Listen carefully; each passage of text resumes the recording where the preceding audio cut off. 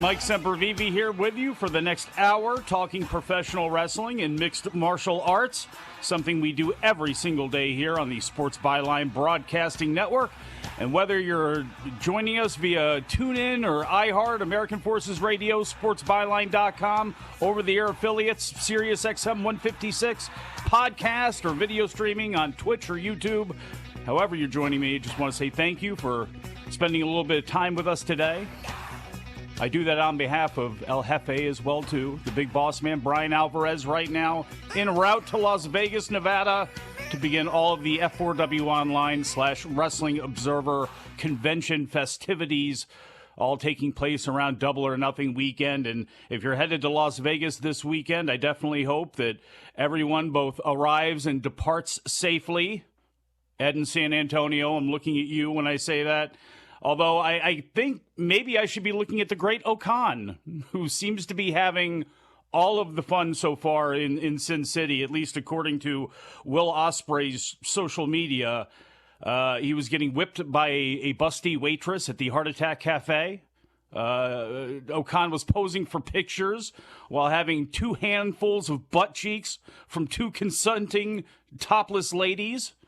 There's a picture of him now riding a mechanical bull that doubles as a phallic symbol. The great Okan's having fun.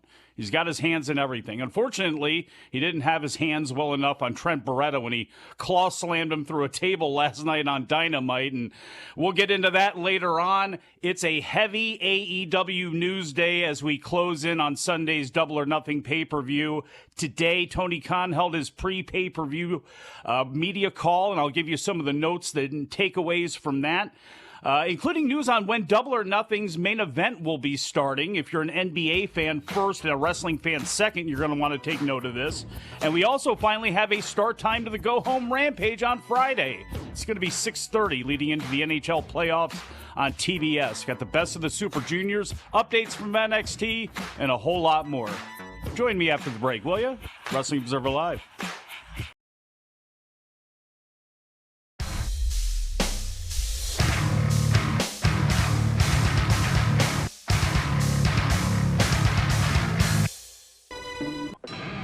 Welcome back to Rent to Own Auto Arena. The next match on tonight's Portland wrestling card. Ed Moondog Moretti versus beautiful Brian Alvarez. This match is being brought to you in part by Tom Peterson. What an amazing match we just had. And Tony Kozina and Damon Scythe tore it down. I do not know. Mike Rogers, glad to have you back. LC, I couldn't take much more of them. Mike, glad to have you here. Moondog Ed Moretti, Brian Alvarez, beautiful Brian Alvarez in the ring. I have never seen Tony Kozina that upset. Oh, that was unbelievable. And, yeah, I've never seen him that upset either. And I'm telling you, if you don't want to be upset, I guess you just look over there and see Miss Rent to Own Auto. Yeah, Miss Rent to Own Auto. There she is with beautiful Brian Alvarez. And she was none too happy last week when Brian Alvarez was pinned by the grappler, 1, 2, 3 in the middle of the ring. I'm telling you, fans, Ed Moretti, veteran 24 years, locking up with beautiful Brian Alvarez, drives a knee into the midsection. whips him across the ropes. Off he comes. Another knee really drives him in. Ed Moretti, Oklahoma roll there. He's got him down. There's a pin. 1, 2. No, almost a 3 count. A move you haven't seen. Mr. Rintonato not looking very happy there with beautiful Brian Alvarez and the effort that he's putting forth tonight. But fans, coming up next in our main event, the Suicide Kings versus Havoc and Mac. Again, double count out last week. Those two teams want to settle the score. Mike Rogers, I'm not sure the arena's big enough to hold them. Oh, they're going to take off right where they left off last week. And, I don't know if this arena can hold the action that we're in store for in that main event. Action like this each and every Saturday night, WB 32, 11 p.m., Portland Wrestling. Ed Moretti, the veteran in the ring, whips him into the rope. Drop kick for a big man. Really got up high. There's a pin. 1, 2, hooks the leg. Third man in the ring, Mark Watson, almost with a 3 count. You don't see agility like that very often from a man of that size. No, he's a big man. There's no doubt about that. And here we've seen 2 moves now that usually would be considered little man moves. The Oklahoma roll and a big drop kick.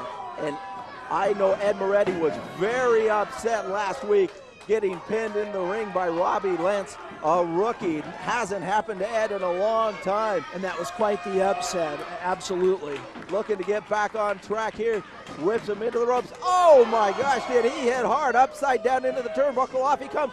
Big back body drop. Beautiful Brian Alvarez up and down. Miss Rinthone really, I think she's looking for someone else already. Splash off the ropes. Nobody home. There's the agility. Brian Alvarez with the Oklahoma roll himself. 1,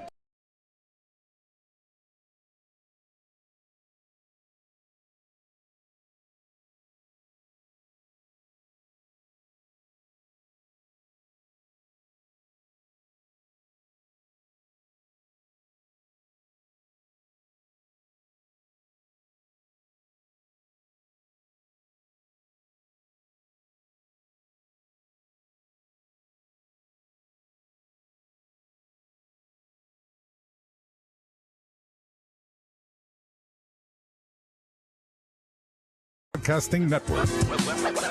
Welcome back to the show. Mike Sempervive here with you, WrestlingObserver.com. Wrestling Observer Live, which you can find at WrestlingObserver.com. And we do this show for an hour at a time, but if you want us 24/7, best place you can try to find us on Twitter. I'm at Sempervive. The timeline for this show is at WONF4W. The broadcaster is at Sports Byline USA. And if you love pro wrestling, at Mid-Atlantic Pod. If you're not following Brian Alvarez, you may want to do that too. Brian with a Y, at Brian Alvarez. I'm sure he's going to have all sorts of adventures posted up from this weekend during the F4W convention, the annual convention, now wrapped around Las Vegas, Double or Nothing weekend. Big activities taking place there.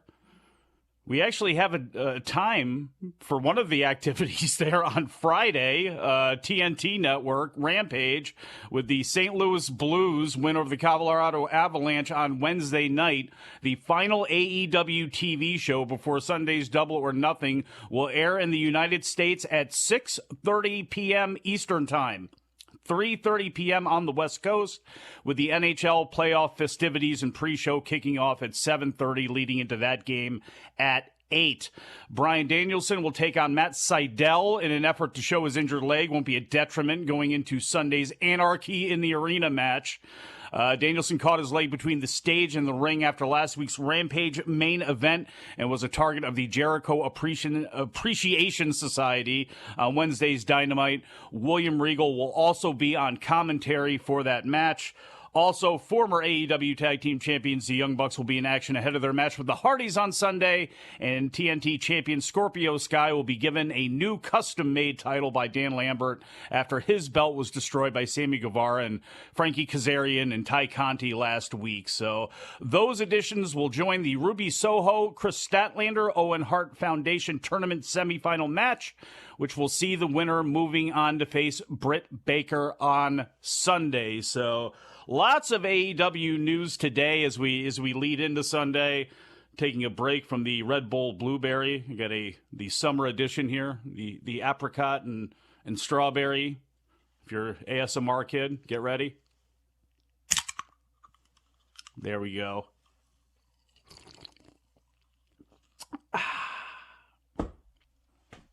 delicious.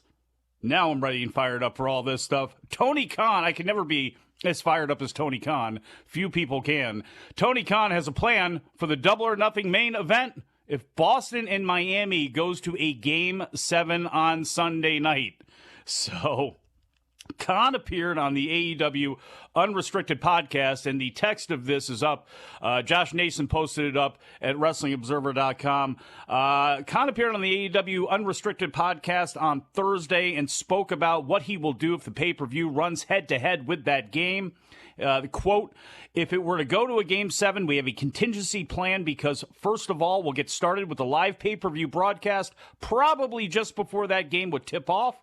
But I don't care if it goes long, even if it went to overtime, I'm planning ahead, Khan said on the show. He noted that he attended the Manny Pacquiao-Tim Bradley fight in 2012, which started so late as not to occur at the same time as the NBA Eastern Conference Finals that year. Coincidentally, that series was also between the Celtics and the Heat. Khan went on to say that he promises Hangman Page for CM Punk for the World Championship. They're not going to go into the ring until after Game 7, if there is a Game 7. So it leaves open, even for those diehard fans of those teams, if there's a Heat Celtics Game 7, same as 10 years ago. So the Celtics currently lead 3-2 with Game 6 taking place on Friday night. Khan also went on to say that he promises, just like Bob Arum did, another promoter here in Vegas, that Pacquiao versus Bradley is not going to go into the ring. I promise we'll hold it back because we planned ahead in case there was a Game 7, not knowing who it would be. It's kind of crazy. It might not even happen, but if it does, we're prepared. Those were too many words all shoved in there to basically say that that match, the main event, is going into the ring after the basketball game, which... The thing with the Bradley-Pacquiao fight, and at times where there's been a gentleman's agreement between promoters who are running in the same town to not run at the same time and to not have main events cross over or do any of that stuff, is it was taking place in the same city. In this case, I don't know how much the crossover is. And obviously, look, we know there's a crossover because we see how the ratings are affected by the NBA playoffs and really the NBA regular season as well, but certainly in the playoffs. So it obviously it's going to matter. But to me, if you have paid $50, and this is just my opinion, to me, if a wrestling fan has already paid $50 for the show,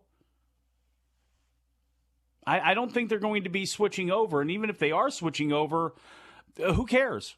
You know, to me, this is not like it's the Super Bowl. It's not like it's the NBA Finals. It's not even like it's, I don't know. I find it to be overthinking maybe this a little bit here. You know, if this was a Dynamite, if this was a live television show, a Clash of the Champions style of show, I may understand it a little bit more, but why there's so much concern over that for a pay-per-view, I'm not sure, especially in the era of a DVR where you can just go back and rewind.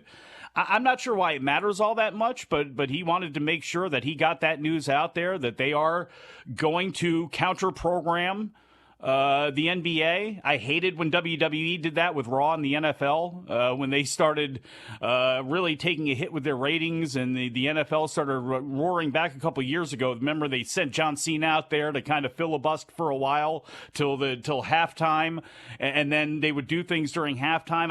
I'm not a big proponent of that idea. Worry about what you're worrying about, and everything else kind of be damned. You know, I just don't think that.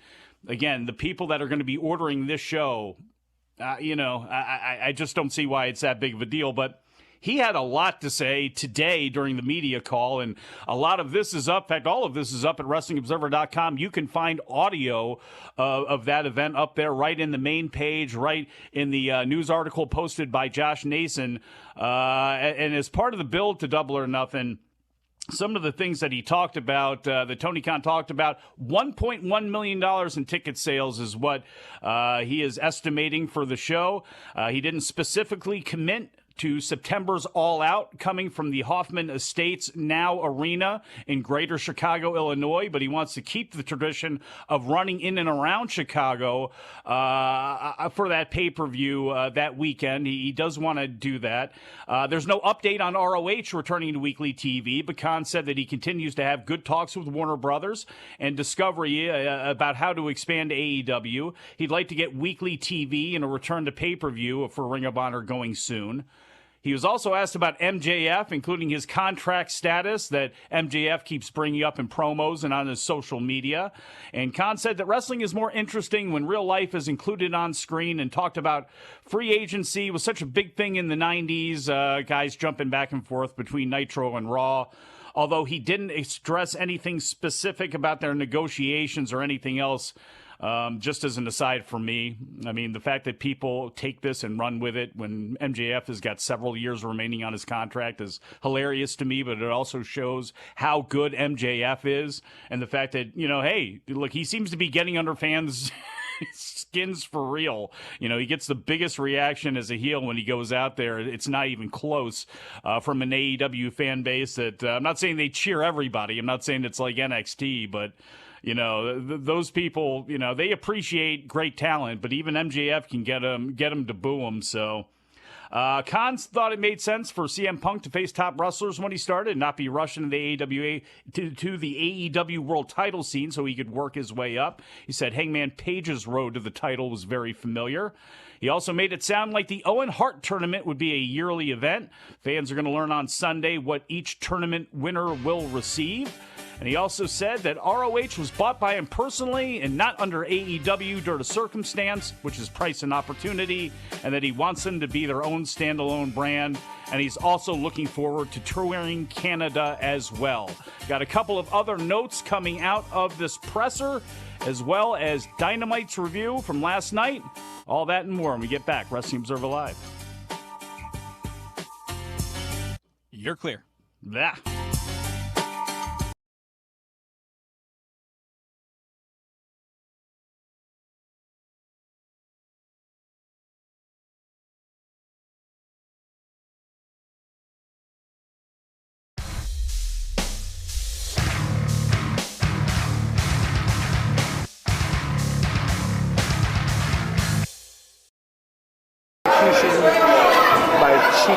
Excuse me, the twins, and yeah.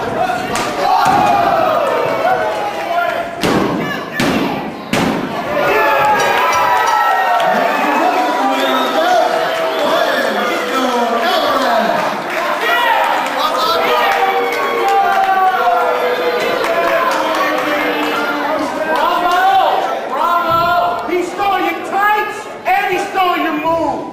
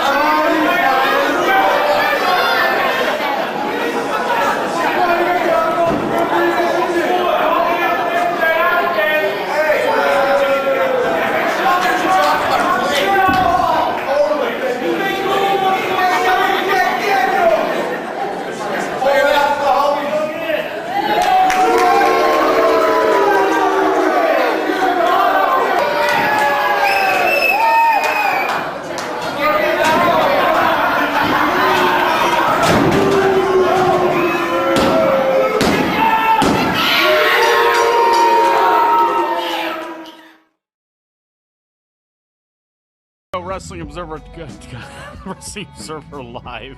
Mike Sempervive here with you. Brian Alvarez is on vacation. Producer Dom sending me wacky stories from minor league baseball. Savannah Bananas getting a kid out to play left field. Love this stuff. Toronto Angels game tonight. Probably going to be pretty big too. No wrestling. Oh, well, I guess Impact's on tonight, so.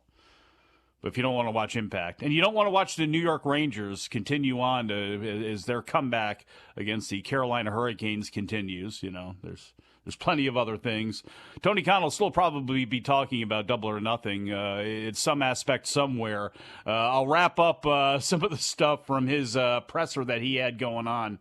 Khan...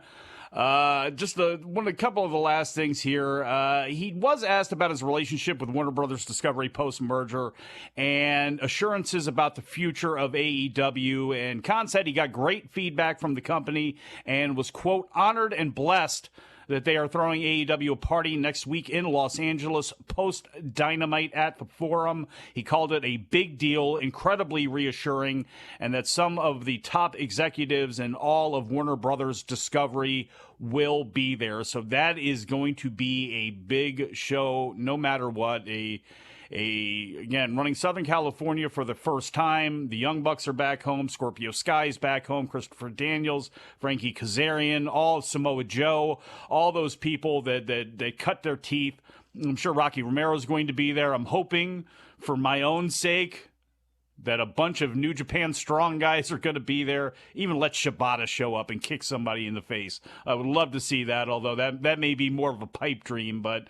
also judging from this week's Dynamite, we're going to get a little bit more New Japan action as we lead towards Forbidden Door. Khan also did mention something, and this came from Wednesday, that the media will now be able to record and stream the Double or Nothing scrum that will take place after the pay-per-view, reversing an earlier stance by AEW that had barred media from recording. Tony said he has seen some of the wrestling media are upset with our policy that they can't record the post-pay-per-view scrum on site at Double or Nothing this Sunday. No problem. We'll change it. You can record media. Be on the lookout for an email from AEW PR. See you tonight on AEW Dynamite. I have no idea why they decided to make that decision. And the scrums, I don't know. Maybe there are. I don't know of any scrums that seemingly take place anymore out in the public with reporters that don't include electronic recording. It's not like it's the 50s and everybody's got their little notepad and their pen scribbling stuff down. So I don't know what caused them to make this decision. If you're going to do something like that, why have a scrum at all? And I guess the pushback that he got, which again makes perfect sense coming from the media side, they've gone ahead and decided to flip that. So. Again, I don't know if that came up today during the presser as to why they had made that decision in the first place, but all's well that ends well for the media, as they're going to be able to record all that sort of stuff that takes place after the main presser that's going to take place after the show. Sting is not going to be around, though, unfortunately. He's out of this weekend's Fan Fest due to injury. AEW tweeted on Wednesday that Sting had not been cleared to travel due to an injury and that he would not be appearing at the Saturday, May 28th Fan Fest as scheduled. AEW says the fans who purchased meet and greet tickets for Sting will be contacted with refund information. Sting was attacked by members of the Undisputed Elite in a post-match melee on last week's Dynamite following an Adam Cole-Jeff Hardy match during an angle which also included Kyle O'Reilly Pillmanizing Sting's left leg with a chair. So all the best to Sting. I don't know if this is storyline or not. Maybe he is a little bit banged up. With what he's done in some of the matches at his age and some of the heights that he's dove from, I wouldn't be surprised if he is a little bit banged up. Gives him some time to have an excuse to be away from Darby Allin for a while. So all the best to him. If it's not storyline and he is banged up, all the best to Sting. As COVID is still a little bit stuck in my lungs.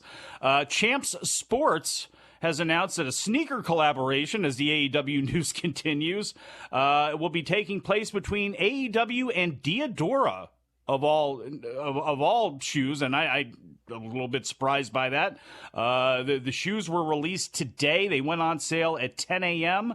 They were released in honor of Pride Month. The AEW Diodoras N9002s, available exclusively at Champs Sports and champssports.com, retailing for $120. Champs also sent out a press release yesterday saying that they're going to be donating $25,000 to the Trevor Project, a suicide prevention and crisis intervention group for LGBTQ plus young people.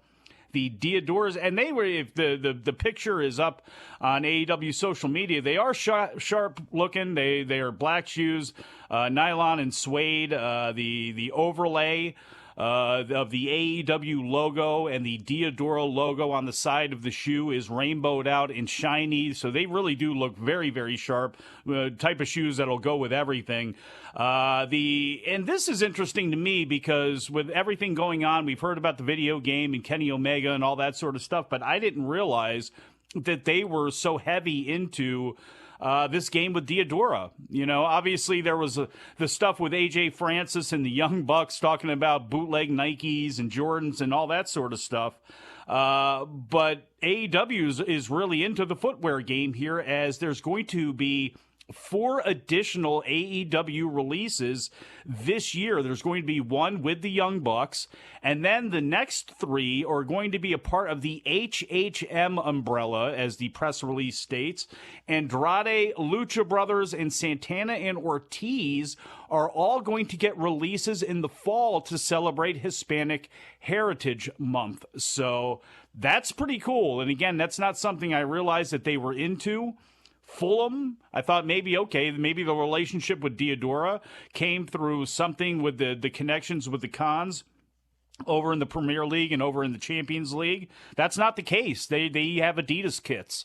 So I'm not sure where the relationship started, but AEW getting into that game with a major manufacturer, obviously a lot bigger in Italy, a lot bigger in Europe, and big in certain scenes, including soccer, obviously, but an interesting collaboration there. And again, $120, you know, those types of deals that usually happen sell out pretty quick. You know, somebody that likes to collect Adidas, shoes when I can afford to, and I don't even bother when it comes to Jordans and that whole deal with the sneakers app. It's almost impossible. So I don't know if those shoes are still out there or not. Go to champsports.com and you can see if they are.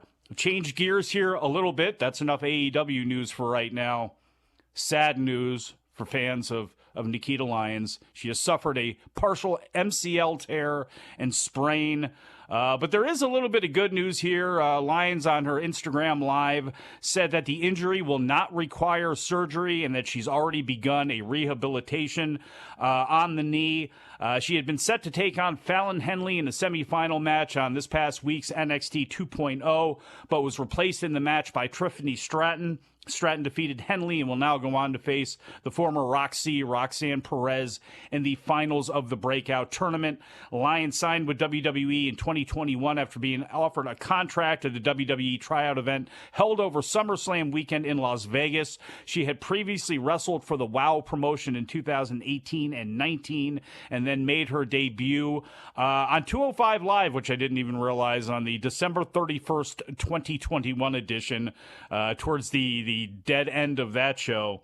Her NXT 2.0 debut came on February 22nd, and her feud with the Lash Legend has inspired millions upon millions across the world.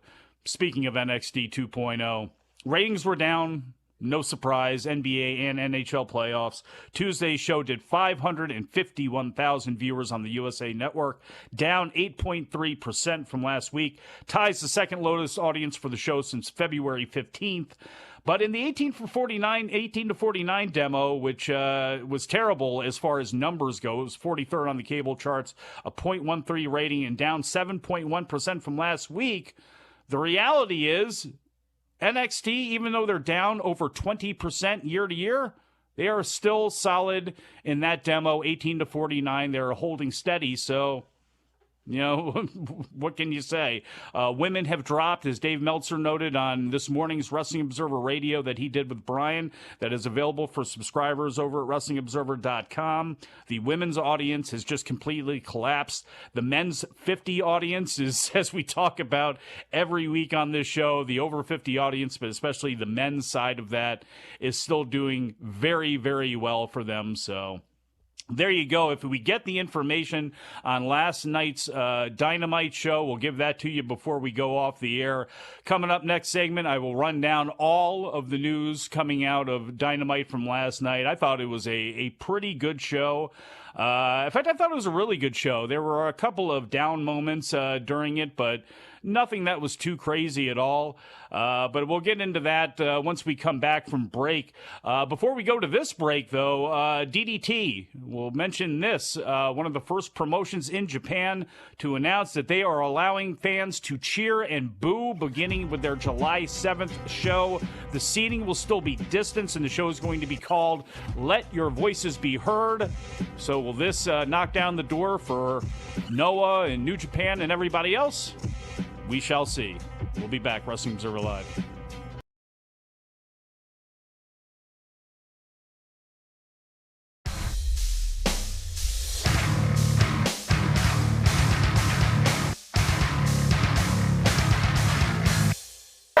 Your next contest this evening is a hair versus hair match.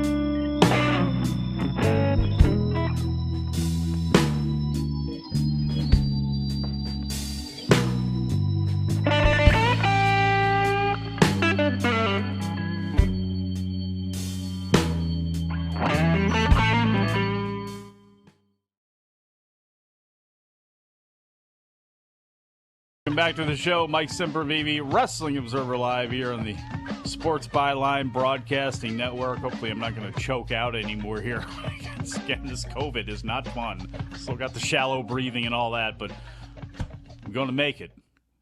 Going to survive, because that's what I do here.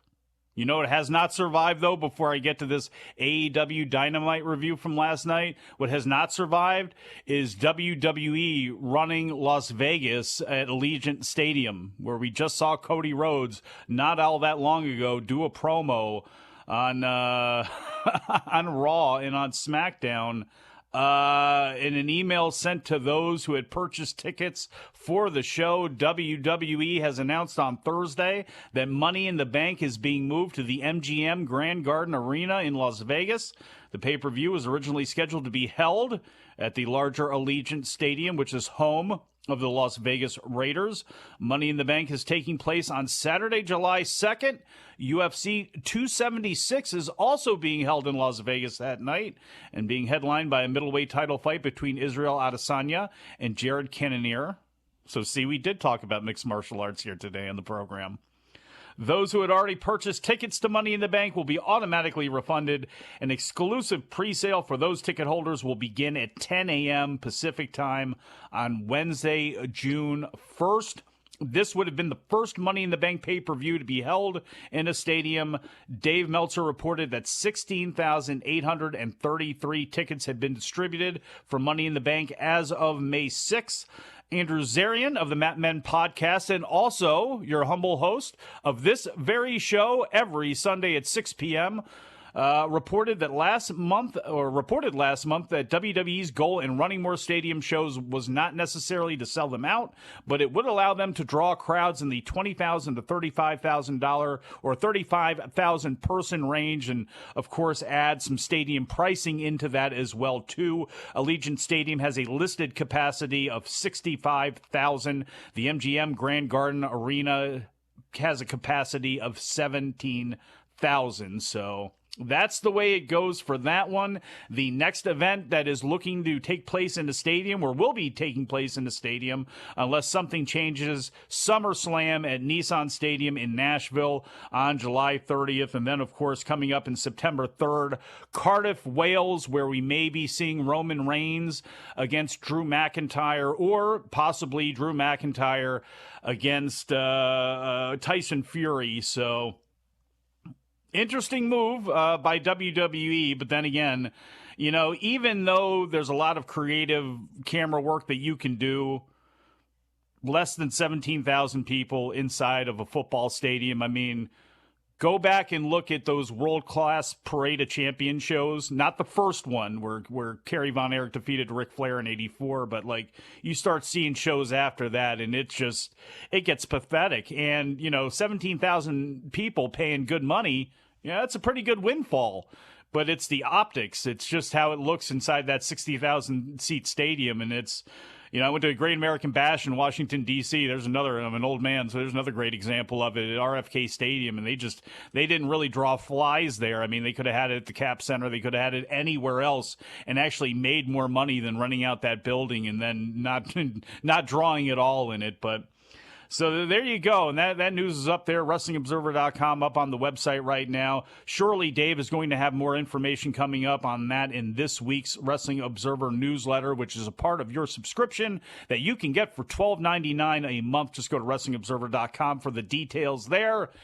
Now we shall get to AEW Dynamite from Wednesday night, the Michelob Ultra Arena, where they will also be for Rampage coming up this Friday. This was once known as the Mandalay Bay Event Center. In case you're wondering, okay, where the hell is the Michelob Ultra Arena? It's at Mandalay Bay. The show opened up, and boy, this was good. This was a great they had a really good first half hour of this show, I can tell you that. Opened up with the cage match between Shawn Spears and Wardlow. First person we see is MJF, who, of course, is a special referee. He was wearing a tribute to Shawn Michaels' referee outfit from the Attitude Era, complete with extra tight sleeveless referee shirt and extra tight black tight shorts, all while doing the Bill Alfonso, I'm going to call it right down the middle, daddy hand motion as he came down to the ring. Wardlow was then escorted to the ring by security. He's in handcuffs, which MJF was responsible for taking off, but damnedest thing, he lost the key. So as he's searching around for the key, Spears attacks Wardlow, and then MJF joins in. And for those of you who have been under a rock, one of the stipulations throughout this feud between Wardlow and MJF is if Wardlow puts his hands on MJF, he loses out on the match on Sunday, and his career is pretty much screwed because he will always be under the employ of MJF and has no way of getting out of that contract. So both guys kick the crap out of him for a while until Wardlow is able to backdrop Spears and kick him away. When he does, MJF gets in his face, starts heckling him, and then eventually spits on him, which causes Wardlow to hulk up. And when he does, he rips the cuffs off. And we've seen this a lot in wrestling, strongman type of routines, but sometimes they come across really hokey and corny. Even with the best of guys, it can come across as hokey and corny when you're doing something like this. This could not have come across any better. This feud, with few exceptions, and there have been some times where they've done a little bit of misfiring. For the most part, though, 99% of this thing, in my opinion, has been absolutely awesome. Long story short, the cage door opens up. Spears goes out to grab a chair. He comes back in with it. MJF is holding Wardlow. Spears swings the chair, and of course, Wardlow moves. He cracks MJF over the head with a chair, which, if the chair was not gimmicked, Max, don't do that, or you're never going to get to WWE. You're never going to get to 2024. It's just, your neck, your head, you don't need to be doing this anymore. Get your hands up. And unfortunately, he was not able to do that. Spears brained him. MJF is out cold. He's laid out spread eagle. We get the visual of Wardlow rising up from behind Spears, who knows he messes up, delivers the powerbomb symphony, the last one onto a chair. Bryce Remsburg ran down to the ring, through the open door, counted the pin. Wardlow wins, so his match with MJF for Sunday is on. About 50 security guards then run in the ring. Wardlow kills all of them, including powerbombing a guy against the cage. The guy falls as the cage wobbles back from the ring. The guy falls, and unfortunately for him, his entire body fell between the cage and the ring, except for his left leg, which was bent up. Before that disappeared, Wardlow just walks away. Ends up, as all this is going on, MJF escapes. He's on the ramp, and like King Kong, Wardlow then goes and ascends to the top of the cage, looks down on everybody. It was awesome. The fans were going nuts from the start of that thing. I thought it was great. Chris Jericho and the Appreciation Society were backstage. Daniel Garcia, as they were walking, is cutting a promo about how violent sports entertainers can be. They see a stagehand backstage wearing a John Moxley shirt, so they start to bully him before Jericho just throws a fireball at him because he's a wizard. The guy's rolling around on the floor. Nobody runs in to help.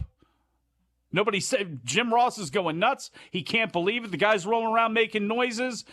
The people are just civilians are getting fire thrown in their faces, and nobody's freaking out about this.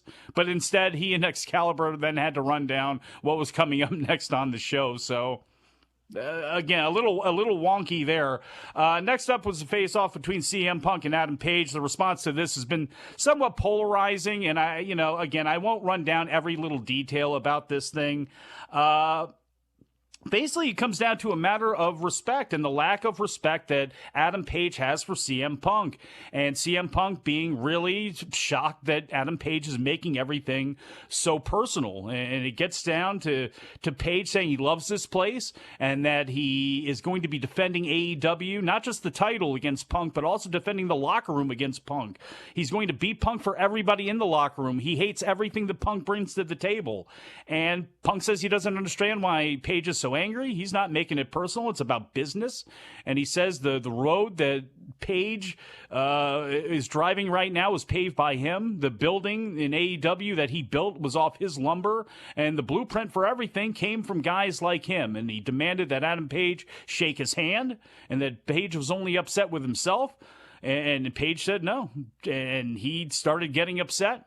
And Punk stuck his hand right in Page's chest. Page hit him in the face.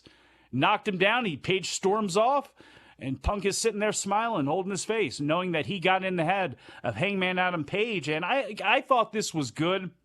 But I do wonder if they did a good enough job giving you a picture into Page's mind as to why he recoils at Punk's presence and what Punk stands for. You know, I don't know if they've made it crystal clear as to why why Page doesn't respect Punk, why the locker room doesn't respect Punk, why he feels Punk is being disingenuous about everything.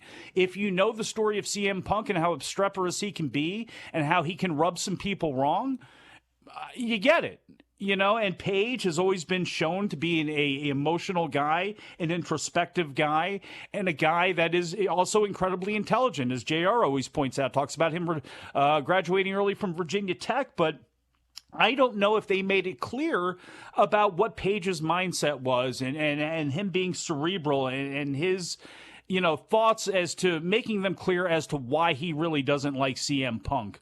John Moxley and Eddie Kingston defeated Private Party, and then Chris Jericho, who just comes out with Jericho Appreciation Society. Security didn't get to him. The police didn't come attacking him. No ambulance chasing lawyers decided to run up on him for the guy he burned in the face. He just sat there alongside the other announcers and William Regal and did commentary on this match, which, of course, Kingston and Moxley ended up winning. After the match, the Jericho Appreciation Society ran down. And then Santino Ortiz and Bryan Danielson did to even the odds. Officials ran down to break everything up. Biggest key coming from this as they exited, though, was Danielson selling his leg and showing weakness going into that Anarchy in the Arena battle on Sunday and his match coming up on Friday as well. FTR defended the ROH titles against Roppongi Vice. Good match. I'd like to see it again, and I think we will. Why? Because we got no finish. For one of the few times, maybe the first time in AEW history, out came Jeff Cobb and the Great Okan from New Japan Pro Wrestling, who slid into the ring and laid waste to everybody. And so the match got thrown out. It's a double disqualification. It's a no contest, a very rare thing to happen.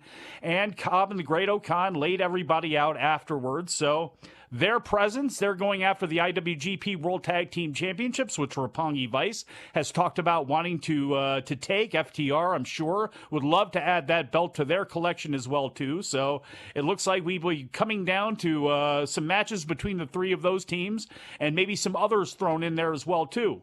Three-way between Swerve Strickland, Ricky Starks, and Jungle Boy. If you're going to watch one match from this show, it's either this or the main event with Kyle O'Reilly and Samoa Joe. Both were very, very good in their own way. Ricky Starks is fantastic at a lot of little things that other people can't do, making the right face at the right time, reacting to things at the right time, making things look like a struggle and real and not a botch.